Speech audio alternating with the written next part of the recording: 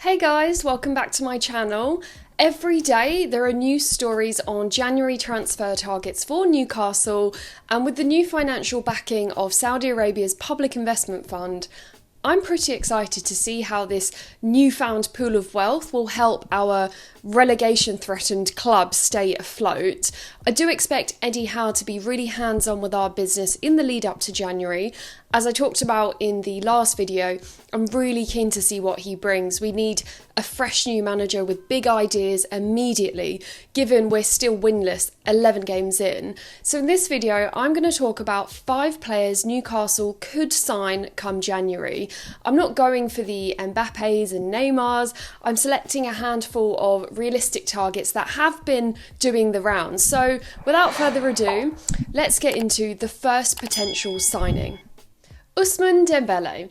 So first, let's start with his age and experience. So at just 24 years old, I do think that Dembele has shown a level of game maturity over the past few years, and he was part of that World Cup winning squad in 2018. Okay, he was an unused sub in the final, but he still knows how it feels to be part of a victorious winning side on the international stage. And he's been at Barca now since 2017. Back then, they paid close to around 150 million euros for him.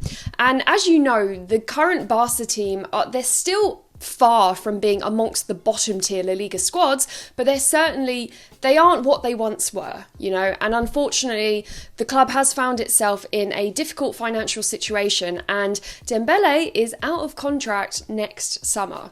So what does that mean for us? Well, firstly, the reports say that Xavi is keen to keep Dembele part of his plans at Camp Nou, but the club can only feasibly offer him a pay-per-play contract, so perhaps the prospect of this new contract isn't enticing for Dembele himself, due to the fact that he's managed to miss every game this season, bar one, due to injury. Now that's obviously something we have to consider here. Despite his age and his ability, Dembele's unfortunate string of injuries make him quite a risky deal, I think, and without enough opportunities to showcase himself, Dembele might have a hard time being consistent. But of course, if he remains fit, he'll be a really nice step up for our attack, and I would love to see an attacking dynamic formed between him, Allan Saint-Maximin and Callum Wilson.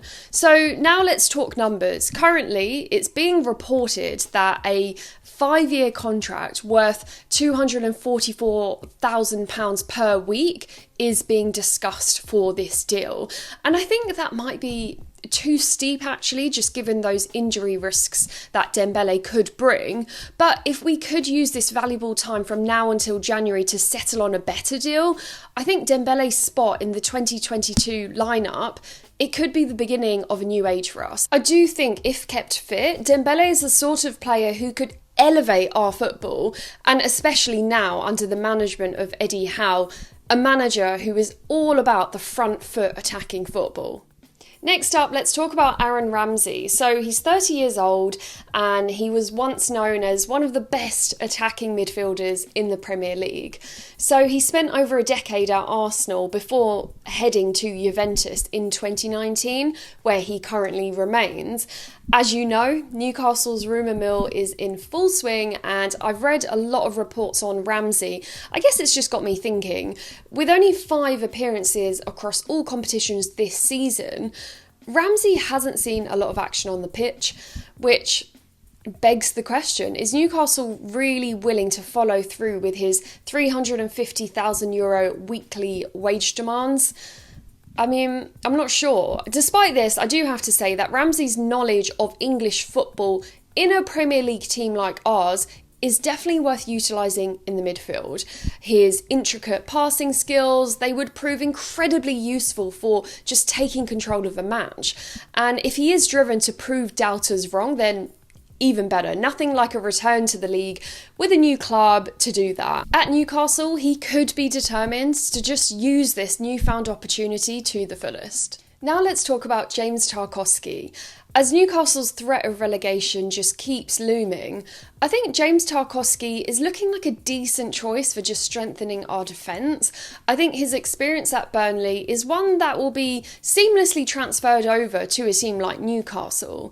And now, with the amount of resources and newfound dedication from the team's management, I think Newcastle seems like the right home for a player looking to just move his career forward. Sure, helping Burnley has been monumental in making Tarkovsky among the top choices in defensive positions, but staying in a team like Burnley might not be the best choice in projecting a forward momentum for his career. Regardless, a January move is almost a sure thing for Tarkovsky, even if he doesn't come to us. I think we've got one of the worst defensive records in the league. Our squad will no doubt be improved immediately with a reliable centre-back. I reckon if we manage to get Tarkovsky on a free in January, it's really good business. The new owners are reportedly keen on an English spine to the team, so he fits in well with that vision.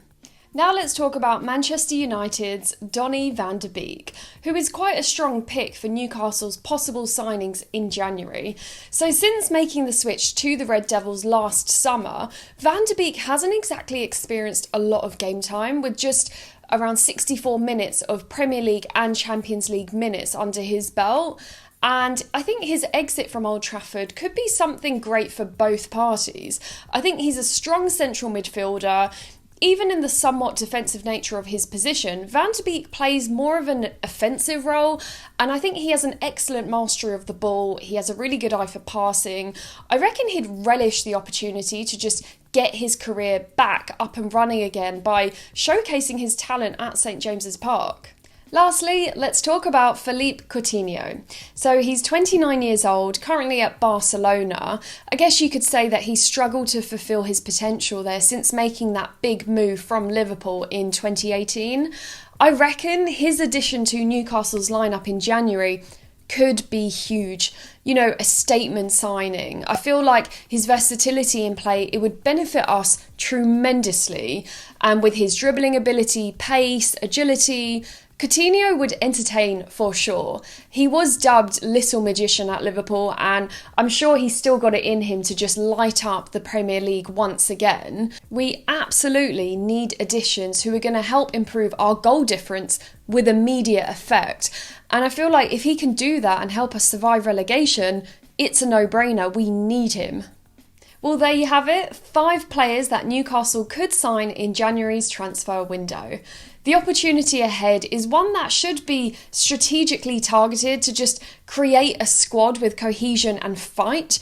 We are in an awful position right now, and I think any players joining would be aware of the task ahead. I think us fans, we know to be patient. Our new journey has only just begun, but first things first, we must graft our way away from that dreaded relegation zone. So, what are your thoughts on these transfers? Do comment below, do let me know, I like hearing from you. What other names have I missed? Perhaps I'll refilm an update in the week. So look out for that. Thanks for watching, guys. Do hit the like button if you enjoyed watching this video. This video, once again, was brought to you by kitbag.com. Do check out their collections on the link below. I've also left you another discount code. Subscribe to my channel for more football content, and I will see you in the next video. Bye.